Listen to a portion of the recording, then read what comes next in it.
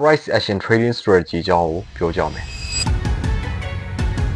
ဒီဗီဒီယိုမိတ်ဆွေတို့နဲ့ကြည့်ပြီးတော့ရင်ဘာတွေကိုရရှိနိုင်မလဲဆိုတော့ကျွန်တော်ပြောပြပေးမယ်ဆိုတော့ price action trading strategy ဆိုတာဘယ်လိုမျိုးအမှန်တကယ်အလုပ်လုပ်လဲဒီ price action နဲ့ကျွန်တော်တို့ market ကိုဘယ်လိုမျိုးချင်းကပ်ကြလဲဒီ market ရဲ့ historical data မှာဖြစ်ခဲ့တာတွေကိုကြည့်ပြီးတော့ဘယ်လိုမျိုးတစ်ဆင့်ချင်းတွေးခေါ်ကြလဲကျွန်တော်တို့ရဲ့ thinking style တွေနောက်ပြီးတော့ trade setup တစ်ခုကိုကျွန်တော်တို့စပြီးတော့ချင်းကပ်ကြပြီဆိုရင်ဘယ်လိုမျိုးတစ်ဆင့်ချင်း step by step confirmation ယူကြလဲ entry reason တွေကိုကျွန်တော်တို့ဘယ်လိုမျိုးရှာချလဲနောက်ပြီးတော့ကျွန်တော်တို့သိထားတဲ့ knowledge တွေနဲ့ရိုးရိုးရှင်းရှင်းလေးတွေးပြီးတော့ကျွန်တော်တို့ market မှာရှင်းရှင်းလင်းလင်းမြင်အောင်ကြည့်ပြီးတော့ကျွန်တော်လက်တွေ့မှာဘယ်လိုမျိုးအထီးအောင်ဆုံးဖြစ်အောင်အလုပ်လုပ်ရမလဲဆိုတော့ကျွန်တော်ပြီးခဲ့တဲ့အပတ်က trade ခဲ့တဲ့ဒီ trade setup လေး၃ကြောင်းနဲ့မိတ်ဆွေတို့ကိုရှင်းပြပေးမယ်ဟုတ်ပြီနော်ဆိုတော့ဒီ trade setup တွေဒီကျွန်တော်ပြီးခဲ့တဲ့အပတ်ကလည်းတင်ပေးခဲ့တဲ့ video မှာမိတ်ဆွေတို့ပြောခဲ့တဲ့ကိုယ့်ရဲ့ direction ကိုဘယ်ကိုသွားနိုင်လဲဆိုတော့မိတ်ဆွေတို့ကိုရှင်းပြပေးခဲ့တယ်ဟုတ်ပြီနော်ဆိုတော့တီးရဲ့သူတွေတော့ဒီ jar level တွေမှာမိတ်ဆွေတို့နဲ့အယောင်ဘက်ကို follow လိုက်ဖို့ရန်အတွက် reason တွေရှာပြီးတော့ entry ဝင်နိုင်လိမ့်မယ်ဆိုတော့ကျွန်တော်နောက်ဆုံး trade ခဲ့တဲ့ trade setup ဆိုရင်လည်းမိတ်ဆွေတို့ကိုကျွန်တော်ရဲ့ Telegram channel မှာကိုရောင်းဖို့ရန်အတွက်ပြောခဲ့တယ်ဟုတ်ပြီနော်ဆိုတော့တီးရဲ့သူတွေတော့ဒီ trade setup ကိုရသွားကြလိမ့်မယ်ဆိုတော့ကျွန်တော်နောက်တစ်ခုပြောချင်တာဒီ video ထဲမှာကျွန်တော် sharing ပေးထားတဲ့တချို့ knowledge တွေဒီ advanced knowledge တွေဖြစ်တဲ့အတွက်ဒီ beginner trader တယောက် foundation knowledge ကိုပဲနားလည်ထားတဲ့ trader တယောက်ဆိုရင်အကုန်လုံးနားလည်နိုင်မှာမဟုတ်ဘူးအဲ့ဒါကြောင့်မလို့ဒီ video lesson ကနေမိတ်ဆွေရဲ့ trading skill ကိုနောက်တစ်ဆင့်မြင့်တင်ပေးမယ် knowledge တွေကိုရရှိလာပါလိမ့်မယ်ဟုတ်ပြီနော်ဆိုတော့ကျွန်တော်တို့စပြီးတော့လေ့လာလိုက်ကြမယ်ကျွန်တော်တို့က market တစ်ခုကိုစပြီးတော့ analysis လုပ်ကြတဲ့အခါကျွန်တော်တို့ပထမဆုံးစပြီးတော့စဉ်းစားတဲ့အချက်ဒီပါလဲဆိုရင် higher time frame တစ်ခုရဲ့ SLR ဘယ်မှာလဲ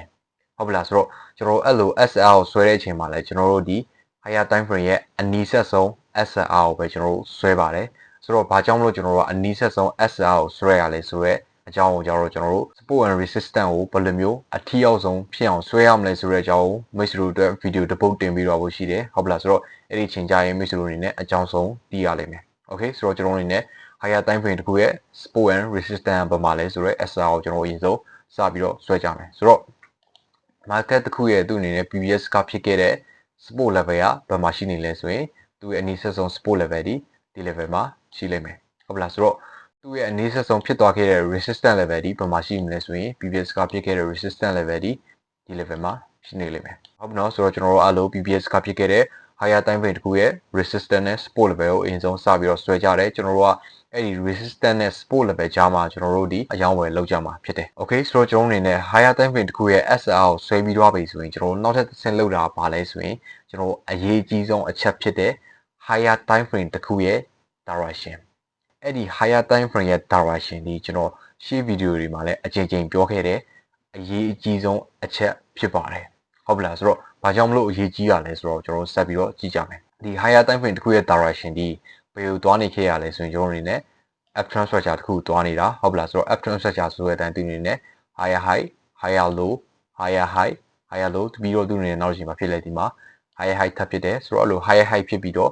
higher low ပြန်လာတယ် higher low ပြန်လာပြီးတော့နောက်ဆုံး higher high ဆိုတဲ့ structure ကိုတက်သွားခဲ့တယ်ဟုတ်ပြီနော်ဆိုတော့အဲ့ဒီ higher time frame တစ်ခုရဲ့ direction ဒီ uptrend structure ကိုတွားနေခဲ့တဲ့ movement အဲ့လို movement မှာကျွန်တော်အနေနဲ့ trend structure တွေချိန်သွားမယ်ကျွန်တော် uptrend structure ကနေ downtrend structure ကိုချိန်သွားမယ်ဆိုရင် basic foundation knowledge ကဘယ်လိုမျိုးဖြစ်ရင် trend ကချိန်သွားခဲ့တယ်ဟုတ်ပလားဆိုတော့အဲ့ဒီချက်ကိုကျွန်တော်စဉ်းစားကြည့်တဲ့အခါမှာကျွန်တော် basic foundation knowledge မှာကျွန်တော်ရိုးရှင်းတဲ့ trend structure တစ်ခုတည်း higher high higher low higher high higher low create လုပ်ရတာနေပါဖြစ်လဲသူအနေနဲ့ high high ကိုနောက်တစ်ချိန်ထပ်ပြီးတော့ create လုပ်လိုက်မယ်ဆိုတော့အဲ့လို create လုပ်ပြီးတော့သူအနေနဲ့ BBS ကဖြစ်ခဲ့တဲ့ဒီ support level တစ်ခုကို market structure ဒီ break out ဖြစ်သွားခဲ့တာနဲ့ပါဖြစ်လဲ trend structure တွေက up trend structure ကနေ down trend structure စချိန်ပြီးတော့ကျွန်တော်တို့ကယူဆလို့ရလိမ့်မယ်ဟုတ်ပြီနော်ဆိုတော့ဒါဒီ basic foundation knowledge ပဲအဲ့ဒီ basic foundation knowledge ကိုတည်ပြီးဆိုရင် trader တော်တော်များများကအဲ့ဒီတည်ုံတဲ့အဆင့်မှာပဲကျွန်တော်တွားပြီးတော့ရှိနေလို့မရဘူးကျွန်တော်တို့ကတည်ထားတဲ့အရာကိုဘယ်လိုမျိုးလက်တွေ့မှာယုံကြည်မှုရှိကျွန်တော်တို့ကအသုံးချမလဲဆိုတော့အပိုင်းတွေမိတ်ဆွေတို့နဲ့စဉ်းစားရမှာဖြစ်တယ်ဟုတ်ပြီနော်ဆိုတော့ဒီ market structure မှာဆိုရင်လည်းဘာဖြစ်သွားခဲ့လဲဆိုရင်ဒီ PBS ကဖြစ်ခဲ့တဲ့ support level ကို market structure ဒီ break out ဖြစ်သွားခဲ့တာတွေ့ရတယ်ဟုတ်ပြီလားဆိုတော့အဲ့လို break out ဖြစ်သွားခဲ့တာဖြစ်တဲ့အတွက်ကျွန်တော်တို့အနေနဲ့ဒီ up trend structure လာခဲ့တဲ့ movement တစ်လျှောက်လုံးဒီ down trend structure စချင်းပြီဆိုတော့ကျွန်တော်တို့အနေနဲ့ဘာဖြစ်လဲ confirmation ရခဲ့တာဖြစ်ပါတယ်ဒါဒီ higher time frame တစ်ခုရဲ့ direction ပဲ okay အရင်အရေးကြီးပါတယ်ဘာလို့လဲဆိုရင်ကျွန်တော်အနေနဲ့ lower time frame မှာတဆင့်ချင်း confirmation လုပ်ကြမယ့်အရာဒီ higher time frame ရဲ့ direction ကိုတီးမှတာမမှန်ကန်ဆုံးဖြတ်ချက်ချနိုင်မှာဖြစ်တယ်ကျွန်တော်ဒီ lower time frame မှာချမဲ့ decision တွေကျွန်တော် confirmation ယူမဲ့အချက်တွေအားလုံးကလည်းဒီ higher time frame ရဲ့ဖြစ်သွားခဲ့တဲ့ direction ပုံမှာပဲကျွန်တော်ကမူတည်ပြီးတော့ဆုံးဖြတ်ကြမှာဖြစ်တယ်ကျွန်တော် confirmation ယူကြမှာဖြစ်ပါတယ်ဟုတ်ပလားဆိုတော့အဲ့ဒါကြောင့်မလို့ဒီ higher time frame ရဲ့ direction ဒီအမြဲတမ်းကျွန်တော်အခြေရင်ပြောတယ်အရေးကြီးဆုံးအချက်ဖြစ်ပါတယ်ဟုတ်ပြီလားဆိုတော့မိတ်ဆွေတို့ကအဲ့ဒီအချက်ကိုသိပြီဆိုရင်ကျွန်တော်အနေနဲ့ lower time frame မှာဘယ်လိုမျိုးကျွန်တော်တို့ confirmation ပေးမလဲဆိုတာကိုဆက်ပြီးတော့ကြည့်ကြမယ်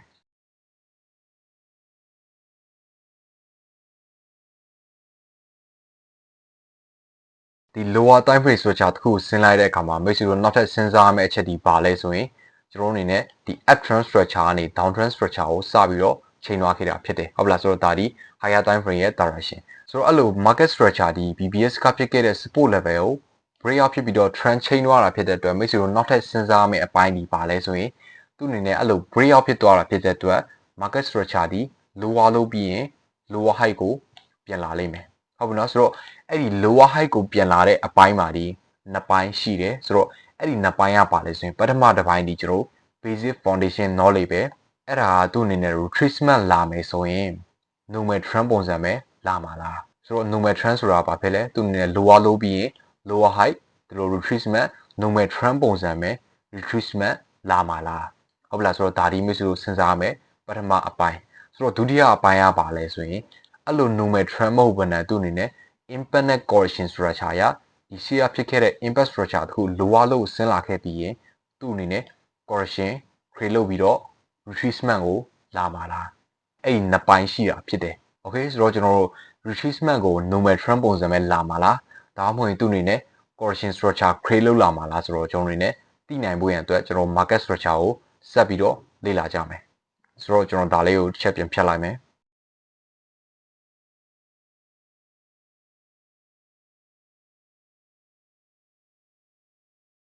โอเคဆိုတော့ကျွန်တော်တို့ကအဲ့ဒီနှစ်ချက်ကိုသိနိုင်မှုရအတွက် market structure ကိုဆက်ပြီးတော့လေ့လာကြည့်တဲ့အခါမှာ market structure ဒီသူ့အနေနဲ့ရှိမှာ impact structure တခု create လုပ်လာပြီးတော့ BBS ကဖြစ်ခဲ့တဲ့ support level ကို break up ဖြစ်သွားခဲ့တယ်ဆိုတော့အဲ့လို break up ဖြစ်သွားပြီးတော့ market structure ဒီဘာဖြစ်လဲ lower low ကိုသူ့အနေနဲ့ create လုပ်လာတယ်ဆိုတော့အဲ့လို lower low ပြီးရတဲ့ market structure ဒီ lower high ကိုအနည်းငယ်ပြန်ပြီးတော့ create လုပ်လာခဲ့တယ်ဆိုတော့အဲ့ဒီ lower high ကနေ market structure ဒီဘာဖြစ်လဲဆိုရင် higher low ကို create လုပ်လာခဲ့တယ်ဟုတ်ပလားဆိုတော့အဲ့ဒီ higher low ကို create လုပ်လာခဲ့တဲ့ဒီချိန်ဒီကျွန်တော်ရှိမှပြောခဲ့တဲ့ retracement လာမယ်ဆိုရင်သူ့အနေနဲ့နှစ်ပိုင်းရှိရလို့ကျွန်တော်ပြောခဲ့တယ်ဆိုတော့အဲ့ဒီပထမတစ်ပိုင်းကဘာဖြစ်လဲ normal trend ရပဲ retracement လာမှာလားဒုတိယတစ်ပိုင်းက correction structure create လုပ်လာပြီးတော့ retracement လာမှာလားဟုတ်ပလားဆိုတော့အဲ့ဒီအချက်ကိုကျွန်တော်တို့ကဘယ်မှာ clear ဖြစ်ဖြစ်ရှင်းရှင်းလင်းလင်းသိနိုင်ခဲ့လဲဆိုရင်ဒီ market structure ကသူ့အနေနဲ့ lower high ကနေ higher low ကိုဆင်းလာခဲ့တဲ့ဒီ second touch ဟုတ်ပလားဆိုတော့အဲ့ဒီ second touch ကိုရရတယ်ကျွန်တော်တို့ဒီ correction structure ပဲသူ့အနေနဲ့ create လုပ်လာမယ်ဆိုတော့ကျွန်တော်တို့က confirmation ရတာဖြစ်တယ်ဟုတ်ပလားဆိုတော့အဲ့ဒီ confirmation ရတာဖြစ်တဲ့အတွက် normal trend structure ရ retracement လာမှာမဟုတ်တော့ဘူးဘာလို့လဲဆိုရင်ရိုးရှင်းရှင်းလေးပဲသူ့အနေနဲ့ normal trend structure ရ retracement လာမယ်ဆိုရင်ဒီ BBS ကဖြစ်ခဲ့တဲ့ support level ကို break out ဖြစ်သွားလိမ့်မယ်အဲ့လိုမှမဟုတ်ဘဲနဲ့ market structure ဒီ BBS ကဖြစ်ခဲ့တဲ့ support level ကို break out မဖြစ်တော့ဘဲနဲ့သူ့အနေနဲ့ဘာဖြစ်လဲ lower high ကို create လုပ်လာတယ်ဆိုတော့အဲ့ lower high ကနေ higher low ကို create လုပ်လာဖြစ်တဲ့အတွက် market structure ဒီ correction structure အနေနဲ့ retracement လာလိမ့်မယ်ဆိုတော့ကျွန်တော်တို့က confirmation ရနိုင်တာဖြစ်ပါတယ်ဟုတ်ပြီနော်ဆိုတော့ဒီချက်ကိုမျိုးစုရင်းနဲ့ရှင်းရှင်းလင်းလင်းသဘောပေါက်တော့ကြလိမ့်မယ်ဆိုတော့အဲ့လို correction structure ရ pattern create လုပ်လာမယ်ဆိုရင်နောက်ထပ်စဉ်းစားရမယ့်အချက်က pattern ရဲ့ tree test ကဘယ်မှာလဲဟုတ်ပြီလားဆိုတော့ကျွန်တော်နောက်ထပ်ချက်စဉ်းစားတာဒီ pattern ရဲ့ tree test ကဘယ်မှာလဲဒီချက်ဖြစ်တယ်ဆိုတော့ကျွန်တော်တို့ကဒါဒီဘာဖြစ်လဲ pattern ရဲ့ပထမဒီချက်ဖြစ်လိမ့်မယ်ဒါဒီ pattern ရဲ့ဒုတိယဒီချက်ဖြစ်လိမ့်မယ်ဆိုတော့အဲ့လိုအောက်မှာကျွန်တော် pattern ရဲ့1 2 3ချက်ရပြီဆိုရင်ကျွန်တော်အနေနဲ့အပေါ်မှာလဲ1 2 3 tချက်ရဖို့ရန်အတွက်လိုအပ်တာဖြစ်တယ်ဟုတ်ပလားဆိုတော့အဲ့ဒါကြောင့်မလို့ကျွန်တော်အနေနဲ့ pattern ရဲ့ 3 test ဒီဘယ် level မှာပြီးသွားမှာလဲဆိုတော့တနည်းအားဖြင့်ပြောမယ်ဆိုရင်ဒီ pattern ရဲ့ 3 test ဆိုတာက market structure ဒီ lower low ကနေ lower high ကိုပြန်ပြီးတော့ retracement လာနိုင်မဲ့ level ဟုတ်ပလားဆိုတော့အဲ့ level ဒီဘယ် level မှာပြီးသွားမလဲဆိုတော့ကျွန်တော်တို့အနေနဲ့သိနိုင်ပြီဆိုရင်အယောင်ဘက်ကို follow လိုက်လို့ရနိုင်မယ်ဟုတ်ပလားဆိုတော့ကျွန်တော်တို့စဉ်းစားတဲ့အချက်ဒီ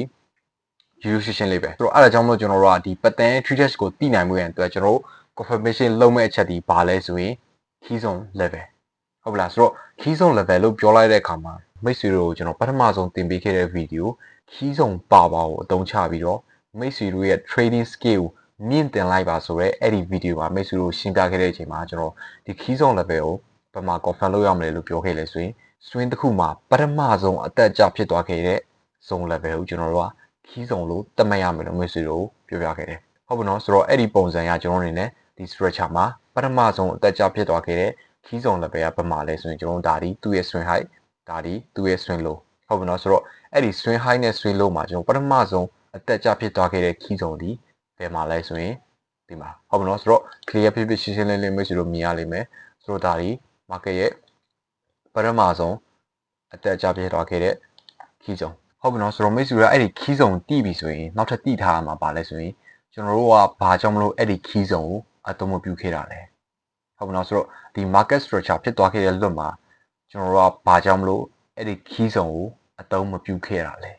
ဲဟုတ်ပြီနော်ဆိုတော့ဒီမိခွန်းရဲ့အဖြေကိုကျွန်တော်တို့ပြန်ပြီးတော့စဉ်းစားကြည့်လိုက်တဲ့အခါမှာအခုဖြစ်နေတဲ့ဒီ market structure တစ်ခုလုံးကပေးနေတဲ့ information တွေဒီသူ့အနေနဲ့ဒီ level လောက်ထိတော့ပြန်တက်လာနိုင်စရာ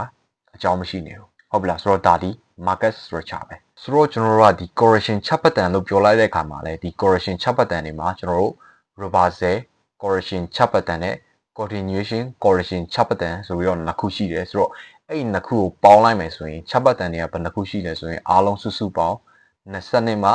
4ခုရှိပါတယ်ဟုတ်ပါလားဆိုတော့အဲ့24ခုထဲမှာကျွန်တော်တို့ဒီ zone လောက်ထိကိုပြန်တက်လာပြီးတော့ပြန်ကျတော့မယ်ဒီလို chart pattern မျိုးလဲမရှိဘူးလားဆိုရင်ရှိတယ်ဟုတ်ပလားဆိုတော့ရှိတယ်ဒါပေမဲ့ကျွန်တော်တို့ဒီအခုဖြစ်နေတဲ့ market structure ရဲ့ look ဒီအဲ့ဒီ structure လို့ create လုပ်သွားနိုင်စရာအကြောင်းကမရှိနေဘူးဟုတ်ပြီနော်ဆိုတော့အဲ့ဒါကြောင့်မလို့ကျွန်တော်တို့ကဒီ pattern ရဲ့ tree test ကိုတည်နိုင်ဖို့ရန်အတွက်နောက်ထပ်ဘာနဲ့ confirmation လုပ်မလဲဆိုရင် key zone level ပဲ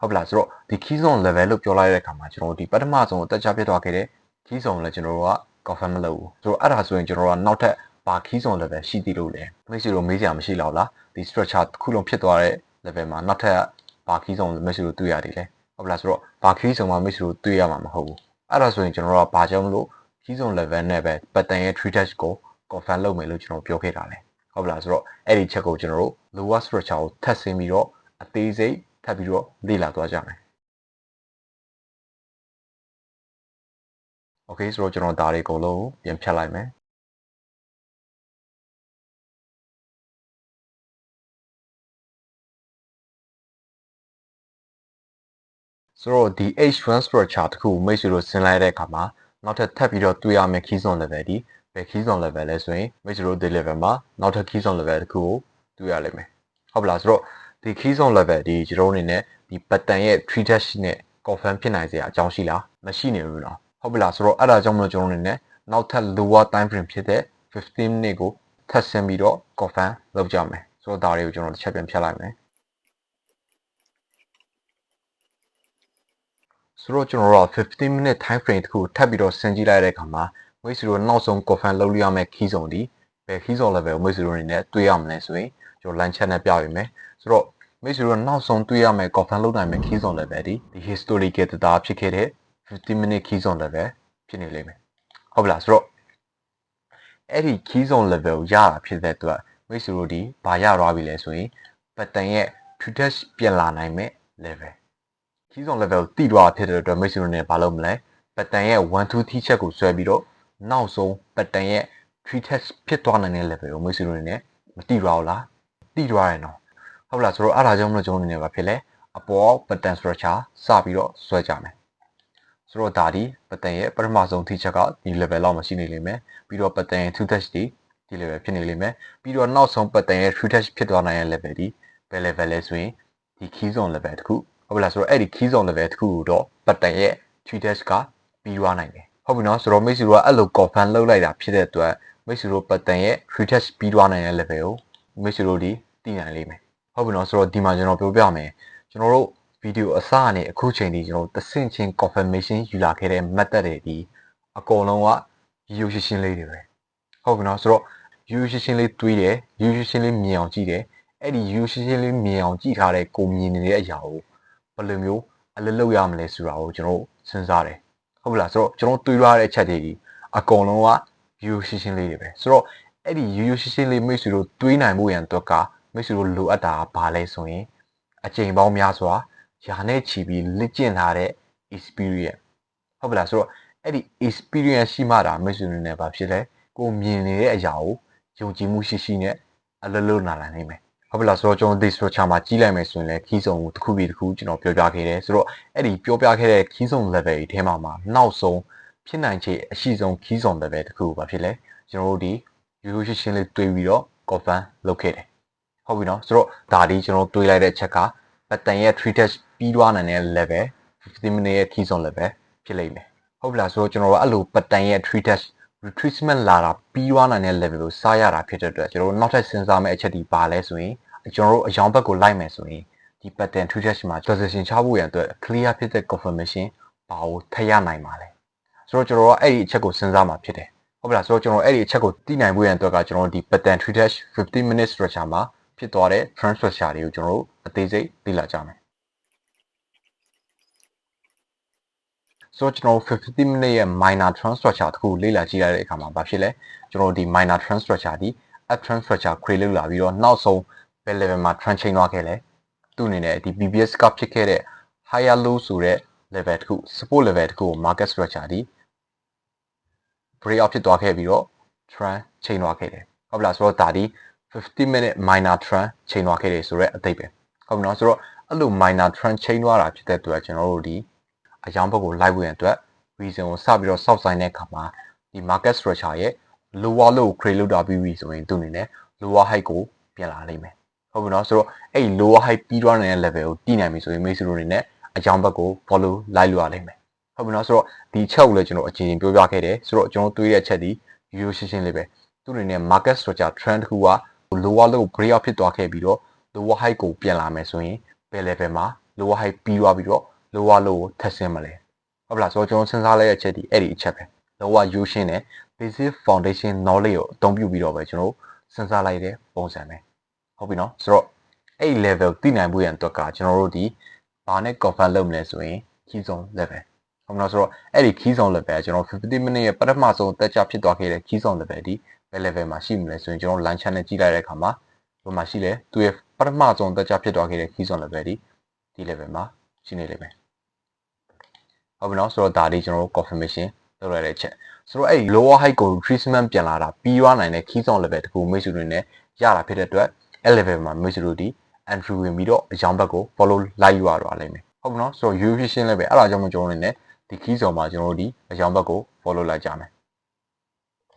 ဆိုတော့ကျွန်တော်တို့ stop loss ကြတော့ဘယ်မှာထားမှလဲဆိုရင်ဒီ BBS ကဖြစ်ခဲ့တဲ့ pattern ရဲ့ 3 dash လွတ်လိမ့်မှာမိတ်ဆွေတို့အနေနဲ့ထားလို့ရလိမ့်မယ်ဟုတ်ပြီနော်ဆိုတော့အဲ့လို stop loss ထားပြီးတော့ဖြစ်တဲ့အတွက်မိတ်ဆွေတို့နောက်ထပ်စဉ်းစားရမယ့်ချက်ဒီဘယ် level ထိကိုမိတ်ဆွေတို့ follow လိုက်မှာလဲဟုတ်ပြီလားဆိုတော့ take profit ကိုဘယ် level ထိ follow လိုက်မှာလဲဆိုတော့အဲ့ဒီအချက်ကိုကျွန်တော်တို့စဉ်းစားတဲ့အခါမှာမိတ်ဆွေတို့နားလည်ထားရမယ့်အရေးကြီးတဲ့အချက်ကပါလဲဆိုရင်ကျွန်တော်တို့အခု confirmation ယူပြီးတော့ entry ဝင်ခဲ့တာဒီ15 minute ရဲ့ trend ကို break out ဖြစ်ပြီးတော့သူ့အနေနဲ့ lower high ပြန်လာတဲ့ key zone level ကိုပဲကျွန်တော်တို့က confirm ယူပြီးတော့ entry ဝင်ခဲ့တာဟုတ်လားမဟုတ်ဘူးနော်ကျွန်တော်တို့ဒီအစကလေးကဘာဖြစ်လဲဒီ higher time frame တစ်ခုလုံးရဲ့ပြီးသွားနိုင်တဲ့ pattern ပြီးသွားနိုင်တဲ့ 3 dash ကိုကျွန်တော်တို့ဒီဘာဖြစ်လဲတစ်ဆင့်ချင်း confirm လုပ်ခဲ့တယ်ဒီ higher time frame ရဲ့ direction ကျွန်တော်အနေနဲ့တစ်ဆင့်ချင်းကြည့်ခဲ့တယ်ဟုတ်ပြီလားဆိုတော့အဲ့ဒီ higher time frame ရဲ့ direction အရာဒီ level မှာ break out ဖြစ်ပြီးတော့သူ့အနေနဲ့ lower low ကို create လုပ်သွားတာဖြစ်တဲ့အတွက် retracement ပြန်လာမယ်ဆိုရင်ဘယ် level ကိုပြန်လာနိုင်တယ်ဆိုတော့အဲ့လိုဘယ် level ကိုပြန်လာနိုင်လဲဆိုတော့သိနိုင်မှုရဲ့အတွက်ကလည်းကျွန်တော်အနေနဲ့ continuation correction create လုပ်လာပြီးတော့ဒီ level လောက်ထိတော့ကျွန်တော်တို့ retracement လာတာပြီးသွားနိုင်တယ်ဆိုတော့ကြီးစုံနဲ့ confirm လုပ်တယ်ဆိုတော့ကျွန်တော်တို့ pattern ရဲ့ 3 dash ကိုရတာဖြစ်တဲ့အတွက် lower time frame ဆိုရဲ15 minute မှာဆင်းပြီးတော့ trend chain ခဲ့လာဟုတ်လားဆိုတော့15 minute ရဲ့ trend chain ခဲ့လာဆိုတော့ကျွန်တော်တို့ confirm လုပ်တယ်ဆိုတော့အဲ့လို trend chain သွားတာဖြစ်တဲ့အတွက်သူနေ retracement ပြန်လာမယ်ဆိုရင်ဘယ် level ထိပြန်လာမလဲဆိုတော့သိနိုင်ဖို့ရန်အတွက်ကလည်းကျွန်တော်တို့ key zone level နဲ့ confirm လုပ်ခဲ့တယ်ဆိုတော့အဲ့ဒီ key zone level နဲ့ confirm လုပ်ပြီးတော့ကျွန်တော်တို့ဒီ entry ဝင်ခဲ့တယ်ဟုတ်ပြီလားဆိုတော့အဲ့ဒါကြောင့်မလို့ကျွန်တော်တို့ဒီ trade setup မှာ take profit ယူလို့ရနိုင်တဲ့ level ဒီဘယ် level လဲဆိုရင် higher time frame ရဲ့ direction က market structure ဒီဘယ် level ထိတော့ကျသွားနိုင်လဲဆိုတော့ကျွန်တော်တို့အနေနဲ့ confirm ယူဖို့ရန်အတွက်မိတ်ဆွေတို့ရှင်းရှင်းလင်းလင်းမြင်အောင်ပြဖို့ရန်အတွက်ကျွန်တော် higher time frame ရဲ့ direction တစ်ခုကိုပြန်ပြီးတော့တွားကြည့်ကြမယ်ဆိုတော့ဒီ higher time frame တစ်ခုမှာကျွန်တော်တို့ပထမဆုံး confirmation လုပ်ခဲ့တဲ့အချက်ဒီပါလဲဆိုရင်သူ့ရဲ့ direction ကိုမှန်အောင်ကြည့်ခဲ့တယ်ဟုတ်ပြီနော်ဆိုတော့အဲ့ direction ကိုမှန်အောင်ကြည့်ခဲ့တဲ့အချက်ဒီကျွန်တော်အနေနဲ့အခုကြည့်လိုက်မယ်ဆိုရင်ကျွန်တော် take profit ကို bell level ထိတော့ယူလို့ရမလဲ market structure ဒီ bell level ထိကိုပြန်ကျသွားနိုင်တယ်ဆိုတော့ကျွန်တော်အနေနဲ့ higher time frame ရဲ့ direction ကစဉ်းစားလိုက်မယ်ဆိုရင် market structure ဒီပါဖြစ်လဲသူ့အနေနဲ့ uptrend structure create လုပ်လာခဲ့တယ်ဟုတ်ပြီနော်ဆိုတော့အဲ့လို uptrend structure create လုပ်လာပြီးတော့သူ့အနေနဲ့ဒီ level ကို trend chain သွားပြီးတော့ကျွန်တော်အနေနဲ့ retracement ပြန်လာနိုင်တဲ့ level ကို confirm လုပ်ခဲ့တယ်ဆိုတော့အဲ့လို confirm လုပ်ပြီးတော့ကျွန်တော်ဒီ level မှာ entry ဝင်ခဲ့တဲ့အခါမှာ market structure ရဲ့ direction ကိုမိတ်ဆွေတို့ရှင်းရှင်းလင်းလင်းမြင်နိုင်အောင်ကျွန်တော်ဘေးမှာပြပေးမယ်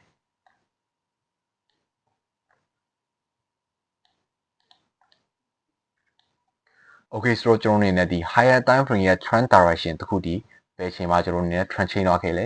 ဒီ BPS ကဖြစ်ခဲ့တဲ့ higher low ဆိုတဲ့ level တခုကို break out ဖြစ်သွားပြီးတော့ trend chain သွားခဲ့တယ်ဟုတ်မလားဆိုတော့အဲ့လို trend chain သွားဖြစ်တဲ့အတွက်ကျွန်တော်အနေနဲ့ retracement ပြန်လာနေတဲ့ level ကိုကျွန်တော်အနေနဲ့ confirm လုပ်ပြီးတော့အယောင်ဘက်ကို follow လိုက်ခဲ့တယ်ဟုတ်ပလားဆိုတော့အဲ့လိုအယောင်ဘက်ကို follow လိုက်ခဲ့တာဒီဘယ် level ထိတော့သူအနေနဲ့ဆက်ပြီးတော့ကြောက်လာနိုင်လဲဆိုရင်ကျွန်တော် basic foundation knowledge ရပဲကျွန်တော်စဉ်းစားလိုက်မယ်ဆိုရင် market structure ဒီ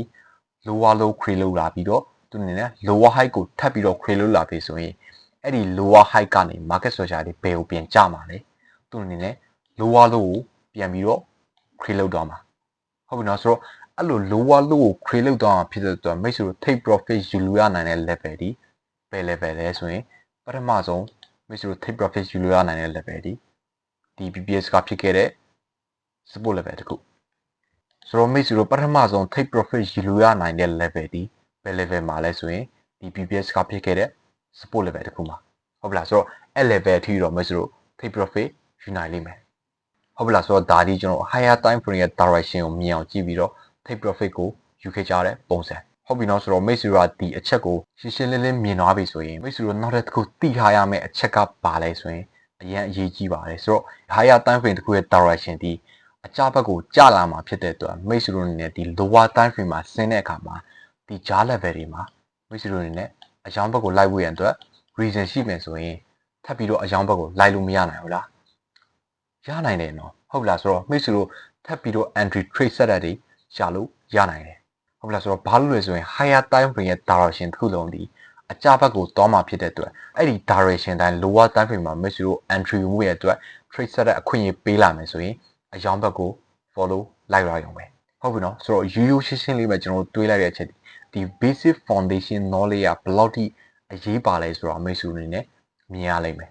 ဟုတ်ပြီနော်ဆိုတော့ဒီချက်ကိုမိတ်ဆွေတို့အနေနဲ့ရှင်းရှင်းလင်းလင်းနားလေသဘောပေါက်သွားပြီဆိုရင်ကျွန်တော် lower time frame မှာ take profit ကိုယူပြီးတော့ကျွန်တော်တို့အနေနဲ့ထပ်ပြီးတော့ entry ဝင်မယ်ဆိုရင်လည်းဘယ်လိုမျိုးအခွင့်အရေးတွေ trade setup အခွင့်အရေးတွေရှိနိုင်မလဲဆိုတော့ကျွန်တော်အသေးစိတ်ပြန်ပြီးတော့ကြည့်လိုက်ကြမယ်ဆိုတော့ကျွန်တော်တို့ lower time frame ဖြစ်တဲ့15 minute မှာပြန်ပြီးတော့ဆင်းကြည့်လိုက်ကြတဲ့အခါမှာကျွန်တော်တို့ higher time frame မှာ confirmation လုပ်ခဲ့တဲ့အချက်ဒီ higher time frame ရဲ့ direction ဒီ bell level ထိပြန်ပြီးတော့ကြောက်နိုင်တယ်ဆိုရင်ကျွန်တော်ရှေ့မှာပြောခဲ့တယ်ဟုတ်ပလားဆိုတော့ဒါဒီ higher time frame ရဲ့ lower low ကျသွားခဲ့တဲ့ structure ဟုတ်ပလားဆိုတော့အဲ့ lower low ကျသွားခဲ့တဲ့ support level တစ်ခုလောက်ထိပြီးတော့ market structure ဒီပြန်ပြီးတော့ကျလာနိုင်လိမ့်မယ်ဆိုတော့အဲ့ဒီချက်ကိုကျွန်တော်တို့က confirmation လုပ်ခဲ့တာဖြစ်တဲ့အတွက်ကျွန်တော်တို့ take profit ကို bell level ထိယူမှာလဲဆိုရင်ကျွန်တော်တို့က higher time frame တစ်ခုရဲ့ direction အတိုင်းကျွန်တော်တို့ဒီ take profit ကို follow လိုက်ခဲ့ကြတာဖြစ်ပါတယ်ဟုတ်ပြီနော်မိတ်ဆွေတို့ဒီပုံစံတိုင်း follower လိုက်လို့ရလိမ့်မယ်ဆိုတော့အဲ့ဒါဆိုရင်ကျွန်တော်အနေနဲ့ risk and reward ratio ကိုကျွန်တော်တို့ဒီ trade မှာဘယ်လောက်ထိပြင်ရခဲ့လဲဆိုတော့ကျွန်တော်တို့ကြည့်လိုက်ကြမယ်ဘယ်လောက်ထိပြင်ရခဲ့လဲဆိုတော့ကျွန်တော်ကြည့်လိုက်တဲ့အခါမှာဘယ်လောက်ပြင်ရခဲ့လဲဆိုရင်1 ratio 30ဟုတ်ပြီလားဆိုတော့ဒါဒီတနည်းအားဖြင့်ပြောရမယ်ဆိုရင်မိတ်ဆွေတို့အနေနဲ့ဒေါ်လာ100ရင်းလိုက်မယ်ဆိုရင်ဒီ trade မှာဒေါ်လာ1300ပြင်ရမယ်ဆိုတော့အတိတ်ပဲသဘောဖြစ်သွားပါတယ်ဟုတ်ပြီနော်ဆိုတော့ဒီ power ကိုမိတ်ဆွေတို့နဲ့စဉ်းစားကြည့်လိုက်ပါဘယ်လောက်ထိ powerful ဖြစ်လဲဆိုတော့မိတ်ဆွေတို့တွေ့ရလိမ့်မယ်ဒီလို trade setup မျိုးတွေဒီမိတ်ဆွေတို့နဲ့ဒီ basic foundation knowledge ကိုပဲတည်ုံနဲ့ရမလားဆိုရင်မရနိုင်ဘူးဟုတ်ပြီလားဆိုတော့ဒါကျွန်တော်အယူရှင်းဆုံးပြောပြတာဒီလို trade setup မျိုးကိုရှာနိုင်မှုရန်အတွက်ကပထမချက်မိတ်ဆွေတို့နဲ့ basic foundation knowledge ကို advanced knowledge ကိုပါပပိုင်နိုင် ကြေမှုနေအောင်မိတ်ဆွေတို့အနေနဲ့လေ့ကျင့်ထားဖို့ရန်အတွက်လိုအပ်တယ်ဟုတ်ပါလားဆိုတော့အဲ့လိုလေ့ကျင့်ထားတဲ့ experience ရှိထားဖို့ရန်အတွက်လိုအပ်တယ်ကျွန်တော်ဒီ basic foundation knowledge ပုံမှာပဲကျွန်တော်စဉ်းစားတဲ့ thinking တွေဒီအခြေခံထားတာဟုတ်ပါလားဆိုတော့ man တယ်ဒါမှမဟုတ်ကျွန်တော်အနေနဲ့ကျွန်တော်တို့ပို့ပြီးတော့ advanced level အပိုင်းကိုတွားပြီးတော့ကျွန်တော်တို့ pattern ရဲ့ confirmation တွေယူတယ် pattern structure ရဘယ်လိုဖြစ်သွားနိုင်လဲဆိုတော့ method တွေကိုကျွန်တော်တို့ confirm လုပ်တယ်ဟုတ်လားဆိုတော့အဲ့ဒီ confirmation လုပ်ခဲ့တဲ့အချက်တွေကိုကျွန်တော်ဒီမှာအကုန်ပြောပြခဲ့တာမဟုတ်ဘူးဟုတ်ပြီနော်ဆိုတော့ကျွန်တော်ဒီမှာ message တွေကိုယူရှင်းရှင်းလေးနားလည်အောင် basic foundation knowledge ကိုပဲအဓိကထားပြီးတော့ယူရှင်းရှင်းလေးရှင်းပြသွားခဲ့တာဟုတ်ပြီနော်ဆိုတော့ဒီအချက်ကိုနားလည်ထားဖို့ရန်အတွက်လိုအပ်ပါတယ်ဒီအချက်ကိုသဘောပေါက်လာပြီဆိုရင်ကျွန်တော်တို့ဒီ higher time frame ရဲ့ direction ဒီအကြဘက်ကို create လုပ်သွားမယ်ဆိုရင်သူ့ရဲ့ direction ဒီအကြဘက်ကိုတွားနေတယ်ဆိုရင်မိတ်ဆွေတို့အနေနဲ့ဒီကြား level တွေမှာအရောင်းဘက်ကိုလိုက်ဖို့ရန်အတွက် market ဒီ reason ပေးမယ်ဆိုရင် follower လိုက်နိုင်လိမ့်မယ်ဟုတ်ပြီနော်ဆိုတော့ဒီကြား level တွေမှာလည်း market structure ဒီမိတ်ဆွေတို့အရောင်းဘက်တွားဖို့ရန်အတွက် reason ပေးရတာဒီအများကြီးပဲမိတ်ဆွေတို့ confirmation ယူလွှဲရတဲ့အချက်တွေဒီအများကြီးရှိတယ်ဟုတ်ပလားဆိုတော့အဲ့ဒီချက်တွေကိုကျွန်တော်မပြောရတော့ဘူးကျွန်တော်ပြောပြမှာဒီနာ trade setter လေးတခုမိတ်ဆွေတို့ထပ်ပြီးတော့ရှင်းပြပေးမယ်ဟုတ်ပြီနော်ဆိုတော့ကျွန်တော်အဲ့ trade setter ကိုအသေးစိတ်လေ့လာလိုက်ကြမယ်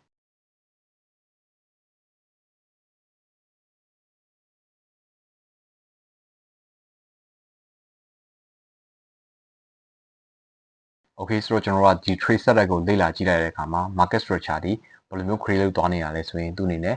lower low ကို create လုပ်လာပြီးတော့ market structure တွေပါဖြစ်လဲ lower high ကိုပြန်တက်သွားနေတဲ့ structure ဟုတ်ပလားဆိုတော့အဲ့ lower high ကနေ market structure တွေပါဖြစ်လဲဆိုရင် higher low ကိုသူ့အနေနဲ့ create လုပ်လာခဲ့တယ်ဆိုတော့အဲ့ဒီ higher low ကို create လုပ်လာပြီးတော့ market structure ဒီ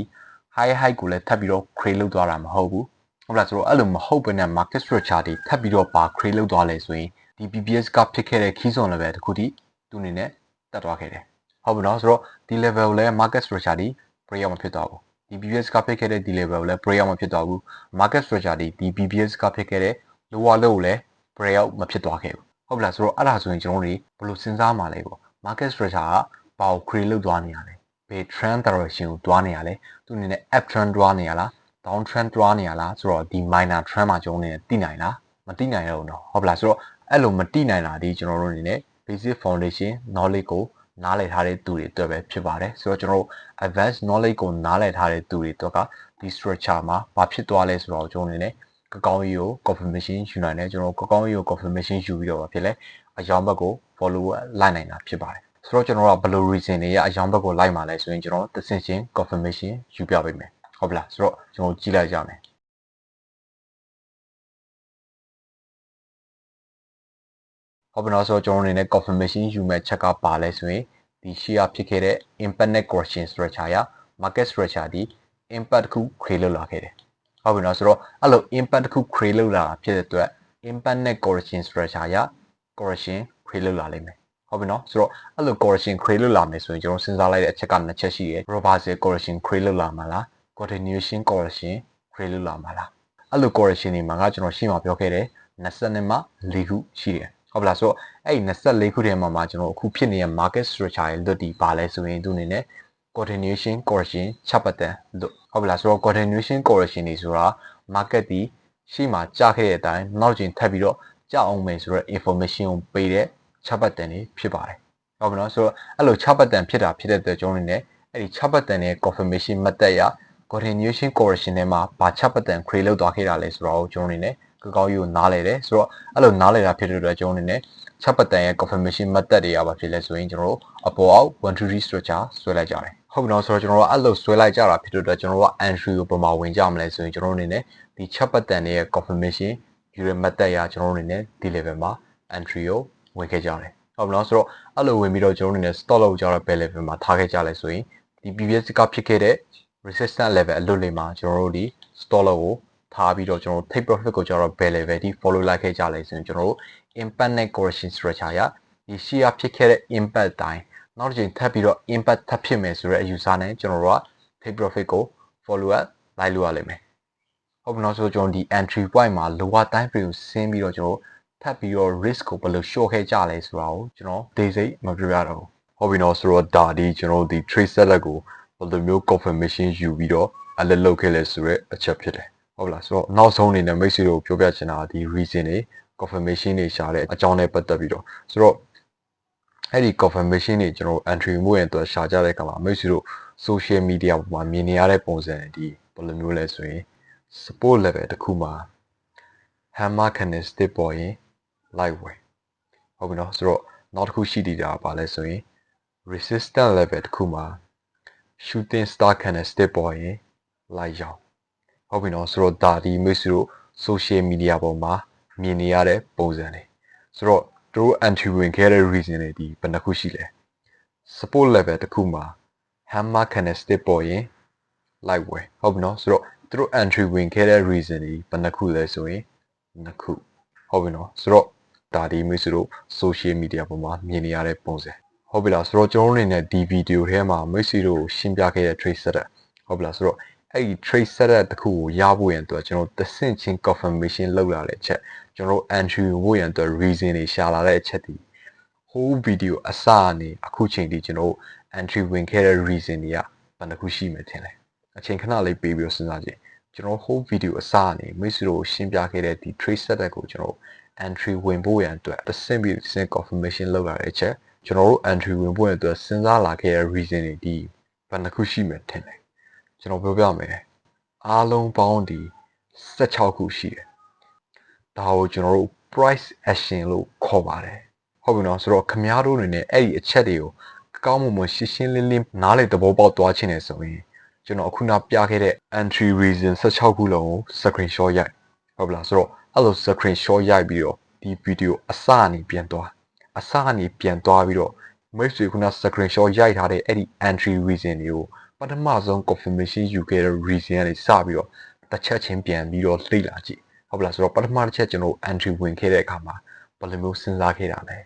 ဟုတ်ပြီနော်ဆိုတော့ဒုတိယတစ်ချက်ကျွန်တော်တို့ entry reason ရှာတဲ့အခါမှာကျွန်တော်သဆင့်ချင်းဘယ်လိုမျိုး confirmation လုပ်ခဲ့တာလဲ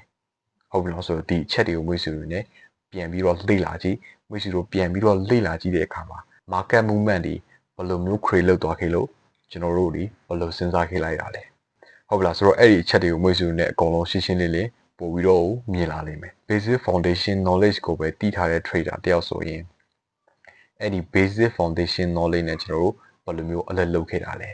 ကျွန်တော်တို့ဒီ basic foundation knowledge ပေါ်မှာပဲအခြေခံပြီးတော့ကျွန်တော်တို့ဘယ်လိုမျိုးစဉ်းစားခဲ့တာလဲဒီအချက်တွေကိုပြန်ပြီးတော့တော်လိမ့်လားဒီ video ထဲမှာချပြပေးခဲ့တာတွေဒီအကုန်လုံးအနှစ်တွေကြီးပဲဟုတ်ပြီနော်ဆိုတော့အဲ့ဒီအနှစ်ထဲကအနှစ်တွေကိုပဲကျွန်တော်မပြောပြပေးခဲ့တာဟုတ်ပြီနော်ဆိုတော့မိတ်ဆွေအနေနဲ့အဲ့ဒီ advanced knowledge တွေဖြစ်တဲ့ price action strategy ကိုလေ့လာခြင်းနဲ့ဆိုရင်နောက်လ April လမှာလုပ်ပြီးတော့မယ် membership ရှိလိမ့်မယ်ဟုတ်ပြီနော်ဆိုတော့အဲ့ဒီ membership ကိုလာ join ဆိုတော့ဒီ membership ဒီကျွန်တော်တို့လူဦးရေအကန့်အသတ်နဲ့ပဲလက်ခံမှာဖြစ်ပါတယ်ကျွန်တော်တို့တစ်လကို3ယောက်ပဲ confirm လုပ်မှာဖြစ်ပါတယ်ဆိုတော့ဒီ membership နဲ့ပတ်သက်ပြီးတော့အသေးစိတ်ကိုတော့ကျွန်တော်မကြာခင် Telegram channel မှာကြီးညာပေးတော့ပါမယ်ဟုတ်ပြီနော်ဆိုတော့ဒီ video ထဲကနေမိတ်ဆွေတို့ရဲ့ trading skill ကိုနောက်တစ်ဆင့်မြင့်တင်ပေးမယ် knowledge တွေနဲ့အများကြီးအကျိုးရှိခဲ့ပါလိမ့်မယ်ဆိုတော့ကျွန်တော်တို့ဒီ video အစကနေအခုချိန်ထိပြောလာခဲ့တဲ့အရာတွေအားလုံးကို price action လို့ခေါ်ပါတယ်